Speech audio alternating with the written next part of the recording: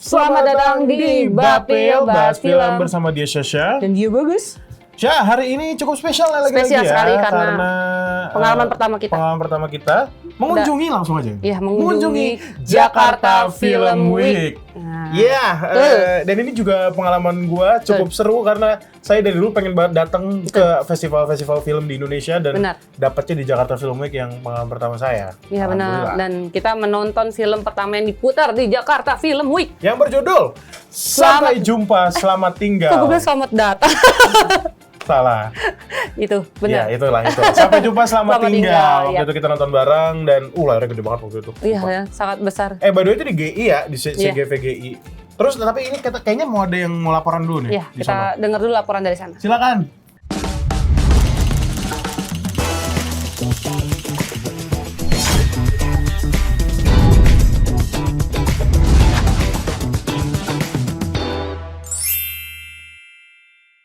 Jadi hari ini gue diundang ke Jakarta Film Week di GI, Grand Indonesia, CGV-nya lebih tepat ya. Jadi Jakarta Film Week ini diadakan pada tanggal 23 sampai 27 Oktober 2024 dan berisi film-film festival. Banyak banget. Tadi gue udah lihat list-listnya dan judulnya sangat festival dan menarik semuanya. Dan hari ini merupakan openingnya, jadi kita lihatlah seperti apa keseruannya. Let's go!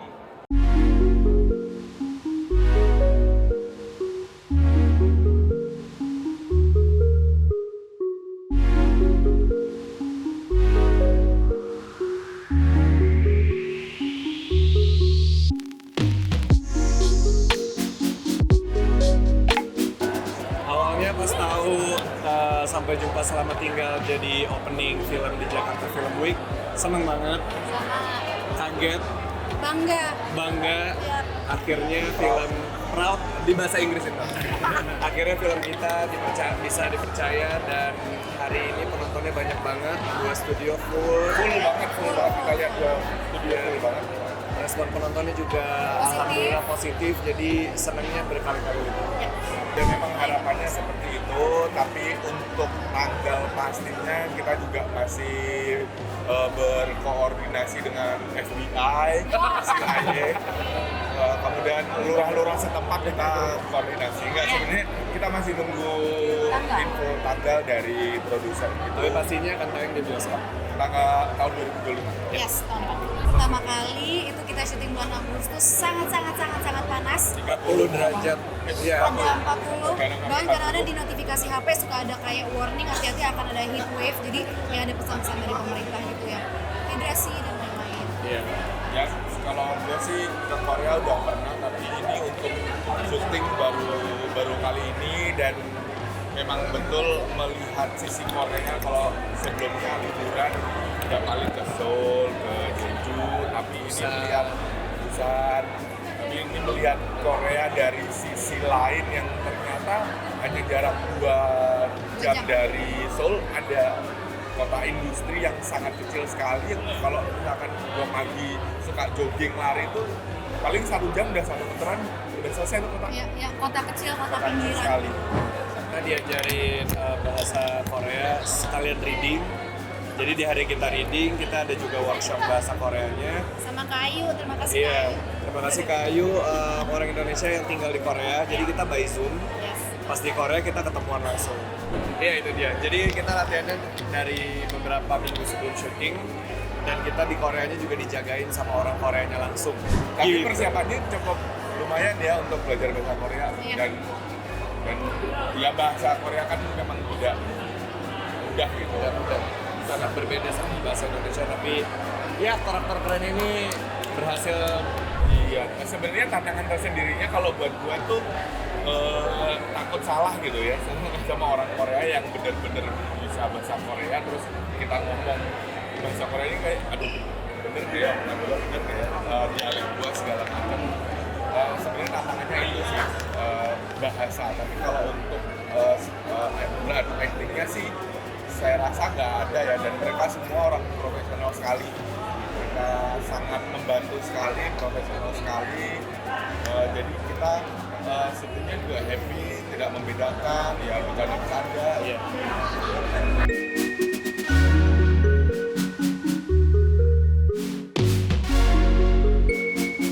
Jadi tadi merupakan keseruan dari opening Jakarta Film Week 2024 ini yang bakal ada dari tanggal 23 Oktober sampai 27 Oktober. Nah, buat teman-teman yang mau datang nih, bisa ada di Mercure Hotel ada, di CGV GI juga ada.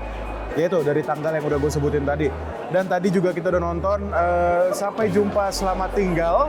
Gue nyontek barusan itu saudaranya di belakang kameramen. Ya, dan yang pasti bakal gue review juga bareng Sasha. Kalau gitu, tanpa basa-basi langsung balikin aja ke studio.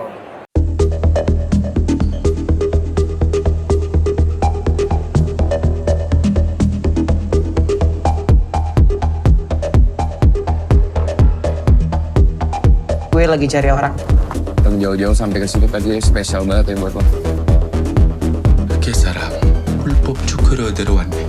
나도 그렇게 생각해. Lo kalau ketahuan kerja ilegal, bisa didenda, nggak bisa dideport. Kan kalau ketahuan. 빠지게. 어디 치려는 거야? 진짜. 와. 진짜.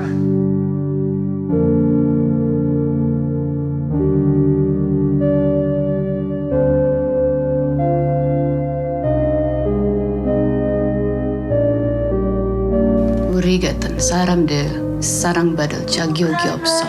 너도 알잖아. Lo itu siapanya gue.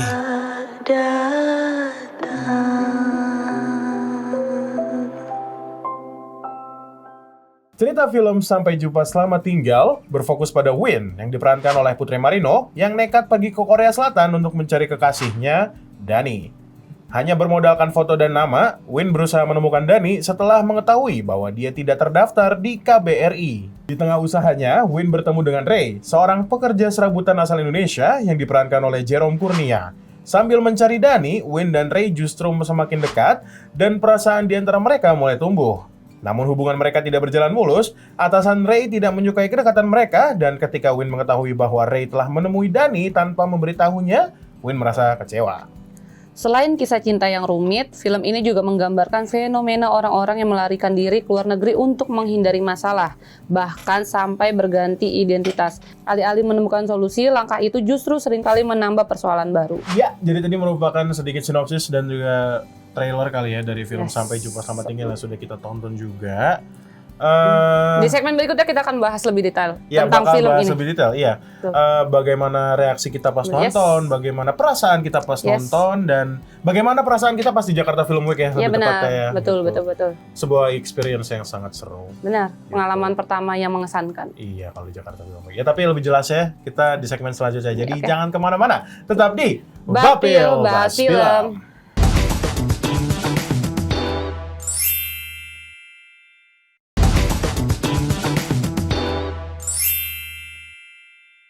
Balik lagi di Bapil Bahas Film dan masih di Sampai Jumpa Selamat Tinggal dan JFW.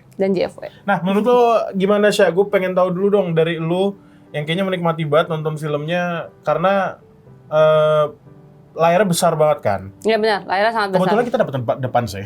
Iya. Jadi kan nonton begini. Nontonnya dongak gitu. Sejujurnya ini adalah film festival pertama gue. Oh, film festival. Selamat datang ya? Iya, selamat datang. Jadi gue mungkin karena film festival aja tidak terlalu mementingkan unsur entertainnya. Iya. Jadi lebih menggambarkan, lebih menonjolkan sisi gambar-gambar yang estetik, gambar-gambar yang bagus, visual-visual yang oke lah gitu. Ketimbang jalan ceritanya sih. Syarat makna ya sebenarnya. Yes, syarat makna. Benar syarat makna. Semua jadi, disampaikan lewat visual. Sebenarnya sih gue suka ya, maksud gue that's what movie all about sih. Ini kita jadi ngomongin film festival secara general sih, karena gue pun sebenarnya jarang banget nonton film festival ya. Sekalinya gue nonton film festival, dan ini juga akulturasi budaya. Akhirnya gue udah 3 kali nih di Bapil bahas film yang akulturasi budaya, yaitu Roman Peony, terus ada Tebusan Dosa sama ini nih, Sampai Jumpa Selamat Tinggal, Korea dia. Tau gak awalnya pas di shot pertama gue kira di Blok M, sumpah ternyata di Korea. Jadi di awal tuh gue nanya, di mana nih gitu shot awal, ya kan? Iya juga gitu. Iya, gue kira ini kayaknya Jakarta deh. Iya, Jakarta deh. Blok M Square gitu lah, ternyata di Korea gitu loh. Gue gak expect ini bakal sama-sama di gak expect Korea kalau gitu. ternyata di Korea.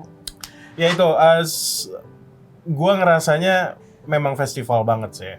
Tapi banyak sekali long apa sebutannya long take ya, betul-betul long take, dan bener-bener actingnya semua sih totalitas sih kalau gue lihat dari Putri Marino, dari Lutetia. Lutetia di sini sangat terlihat berbeda, tato di mana-mana, dan acting dia si ghost girl gitu. Iya, dia keren banget. Kayak gitu sih. Kayaknya Gue sangat dia apresiasi.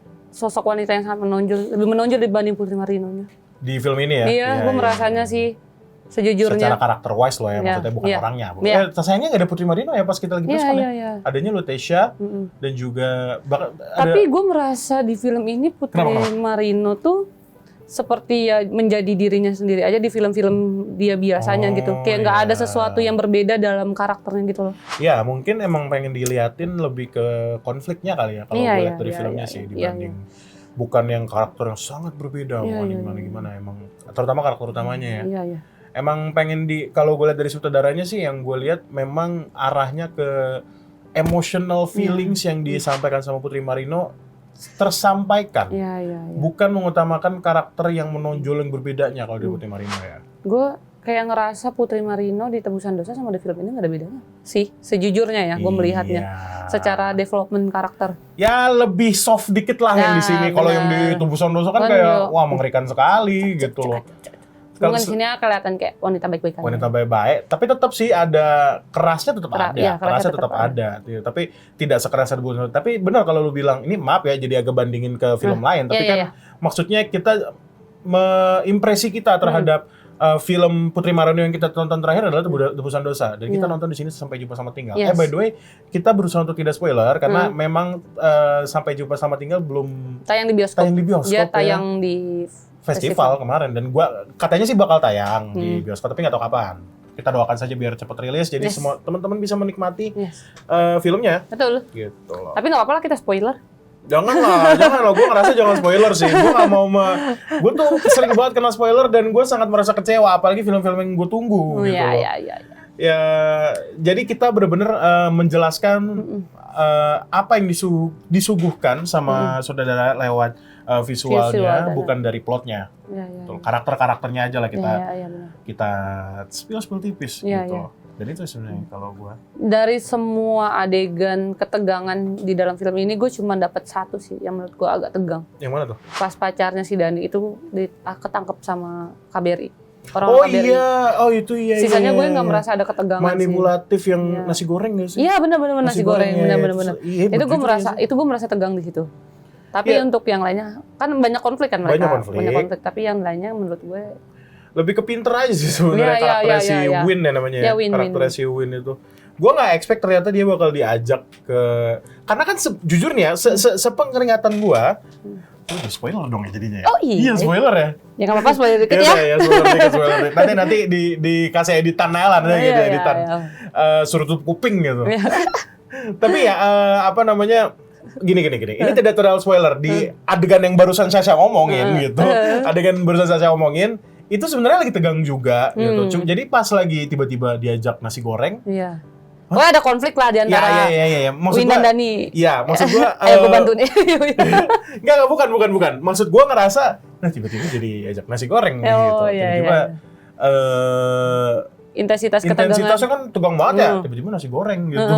Ada nasi goreng di antara intensitas tinggi ini. Iya. Nasi goreng bikin kolesterol nggak?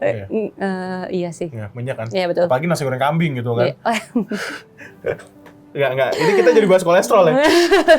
Tapi gue suka sih. Maksud gue, gue pas awal nanya ke saudaranya kenapa memilih Korea, lupa lagi jawabannya. Tapi pokoknya orang-orang, para aktor tuh memang belajar bahasa Korea, kecuali Kiki Narendra. Kalau Kiki Narendra katanya memang sudah bisa basicnya belajar Korea tuh dia aman gitu loh. Dan gue mengapresiasi sekali untuk para aktor karena sudah belajar berbahasa Korea dan nggak terlihat kaku sih. Iya kalau di telinga gue yang nggak paham Korea tidak terdengar kaku memang, tapi gue nggak tahu untuk para penonton Korea nih. Kalau menurut gue yang sering nonton drama Korea, menurut lu. Untuk sekelas aktor Indonesia itu udah lumayan bagus. Jadi terlihat benar-benar kayak mereka tuh udah tinggal di Korea sejak lama gitu loh.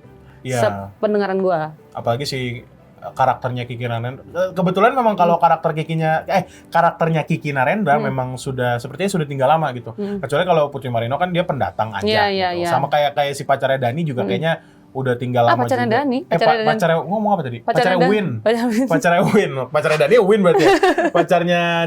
Pacarnya Win kan salah lagi gue. Pacarnya Win itu sudah lama tinggal di Korea juga gitu. Dan Ray, pemeran Ray itu juga bagus sih bahasa Koreanya menurut gue. Ray, iya. Jadi kelihatan udah lama. Terus gue juga kayak mulai merasakan intensitas sedihnya tuh mulai di akhir-akhir film. Iya. Kayak kita tahu ternyata si Ray begini. Hati-hati Anda ya. Kan saya bilang no spoiler ya. Tiba-tiba jadi spoiler aja. Iya, pokoknya ada sedihnya di sini. Ada sedihnya. Ada lucunya sih. Iya, ada lucunya. Yang gue nggak expect ada lucunya dari seorang Kiki Narendra itu. Iya. Itu paling sih kalau review kami tentang JFW-nya belum diomongin ya. Nanti kita tipis-tipis lah JFW-nya. Tapi abis ini soalnya masih ada preskon lain. Iya. Gimana kalau langsung aja kita ke break dulu. Tetap di Bapil Bahas Film.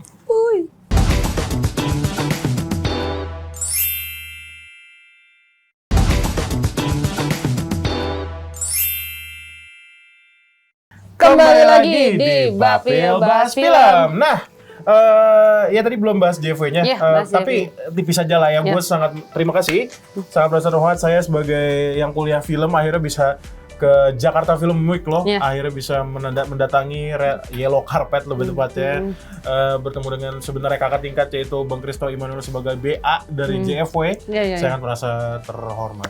Terus banyak banget para sinias dari luar negeri datang ke sini. Ya kan? Itu gue ngerasa sangat akulturasi budaya. Ini nih gitu. Oh, apa nih? Inilah maksudnya inilah orang-orang yang mungkin patut saya kenali gitu loh, patut saya kenali, patut saya tiru. Bagaimana mereka kiprahnya di film industri gitu. Dan mereka ada kelasnya juga nggak sih? Waktu itu kayak infoin ada kelas. Oh ya, ada kelas juga. Itu bisa cek lah kalian di website ya Jakarta Film Week. Ya, Tuh semua ada detailnya situ. Nah, selanjutnya katanya lu tadi cerita ke gue spill tipis-tipis ada yang baru. Oh ya, Reza Radian kemarin ngambil botol gua by the way. Oh enggak gitu ya. Tapi beneran itu ada ceritanya sendiri. Jadi gue lagi nggak sengaja itu kan, terus botolnya jatuh, terus dia bilang ada Reza Radian. Deg-degan gak lu? Ternyata dia se-humble itu ya? Itu sih. Padahal dia bintang yang sangat besar. Wah, bintang sangat besar yang ya bisa dibilang tanda kutip diva lah. Maksud gue dia tuh ini banget gitu loh. Dan ternyata humble. Dia humble banget ternyata, se-humble itu. Iya. Dan kemarin kenapa kita ngomongin Reza Radian? Karena Reza Radian baru saja mengumumkan film pertamanya sebagai sutradara, yaitu sekaligus film pertama PH-nya yang berjudul Gambar Gerak, berjudul Pangku. Nah, siapa yang dipangku? Nah, kita tahu. Langsung aja kita preskon kali ya. Kita panggil lah yang kemarin diambilin botolnya. Seperti biasa, gue sudah di XXI Epicentrum Jakarta. Kali ini diundang yang cukup sangat spesial lah ya, lagi-lagi karena diundang sama Reza Radian. Katanya Reza Radian ini hari ini ada press conference untuk Gambar Gerak dan film pertama dari Reza Radian sebagai sutradara. Memang Reza Radian bisa dibilang salah satu aktor yang sangat gua hormati karena dia aktingnya out of this world. Jadi kita lihat keseruan press conference seperti apa, genre-nya seperti apa lebih tepatnya. Let's go!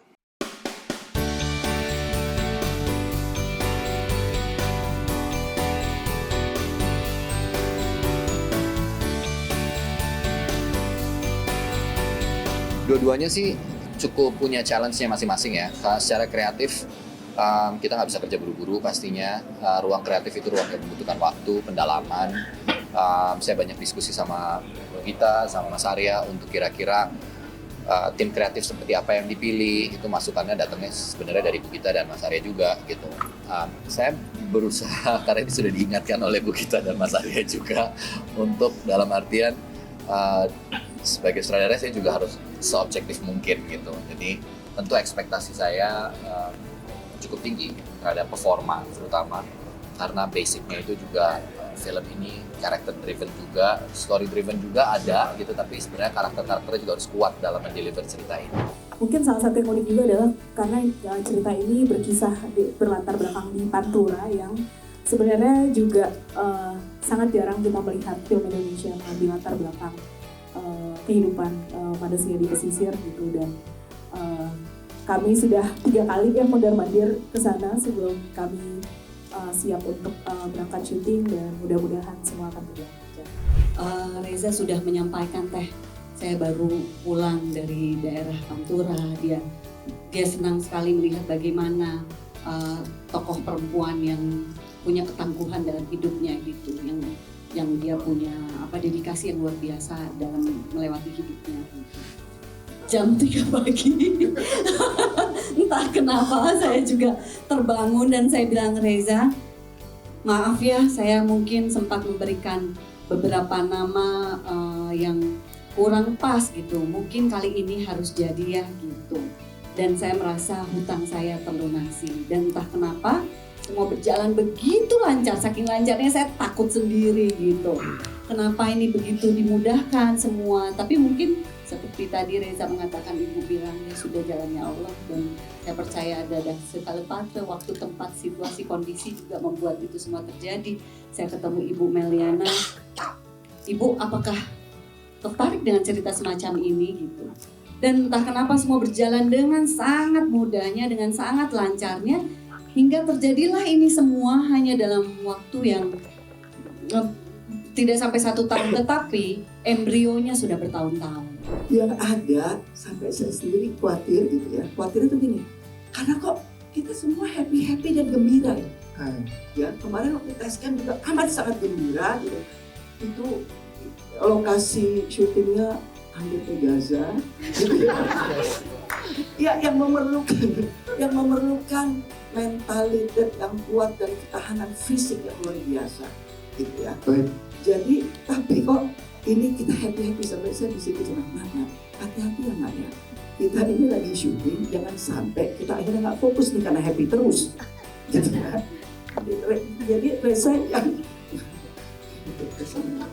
jadi bagaimana Reza pun mempunyai kemampuan untuk menciptakan atmosfer kerja yang sangat nyaman buat kita semua.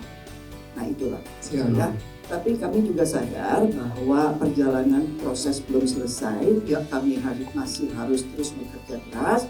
Tentunya kembali lagi mudah-mudahan film ini akan memberikan warna juga yang berbeda buat kemajuan industri perfilman Indonesia. Terima kasih.